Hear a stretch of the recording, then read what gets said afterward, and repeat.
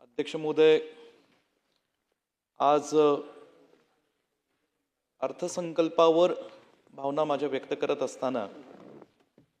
खरं अत्यंत जड अंतःकरणाने मी इथे बोलत आहे, कारण सर्वांचीच अपेक्षा होती, महाराष्ट्रातल्या लोकांची, विधिमंडळातल्या आमदारांची, की राज्याचे ज्येष्ठ नेते, राज्याचे उपमुख्यमंत्री आदरणीय अजितदादा हे महाराष्ट्राच्या राजकारणातला आणि विधिमंडळातला एक इतिहास घडवतील आणि त्यांच्या माध्यमातून पुन्हा एकदा राज्याचा अर्थसंकल्प, एक विक्रमी अर्थसंकल्प हा महाराष्ट्राच्या जनतेला ऐकायला मिळेल अशी सर्वांना अपेक्षा होती। अजितदादांच्या दुःखद निधनाने निश्चित स्वरूपात संपूर्ण महाराष्ट्राला प्रचंड दुःख झालेलं आहे, परंतु विधिमंडळाचा एक सदस्य म्हणून आणि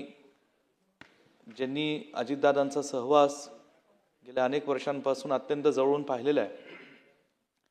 असे दादा आज या विधिमंडळामध्ये नाही आहेत आणि यंदाचा या वर्षीचं अर्थसंकल्प ते महाराष्ट्रासमोर मांडू शकले नाही, याची मोठी खंत आम्हाला आहे। अजितदादांचा अपघात झाला किंवा नेमकं काय झालं याच्यावर खरं तर महाराष्ट्रातल्या लोकांसमोर अनेक प्रश्न आहेत। आमचे विधिमंडळातले एक सहकारी सुद्धा रोहित पवार या बाबतीत सातत्याने काही गोष्टी महाराष्ट्राच्या देशाच्या लोकांसमोर मांडून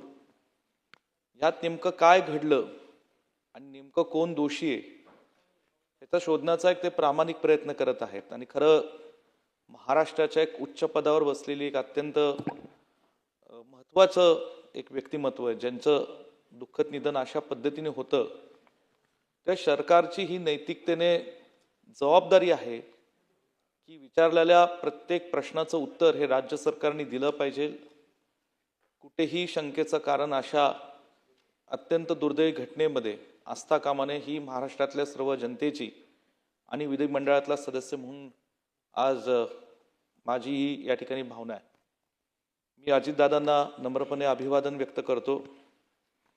आणि महाराष्ट्रातलं हे जे अर्थसंकल्प सन 2026चं माननीय मुख्यमंत्र्यांनी या ठिकाणी आपल्या सर्वांच्या समोर मांडलेलं आहे, ते नेमका अर्थसंकल्प आहे का खरं घोषणांचा पाऊस आहे, हा प्रश्न आमच्यासारख्या एका तरुण विधानसभेच्या आमदाराला या ठिकाणी पडत आहे।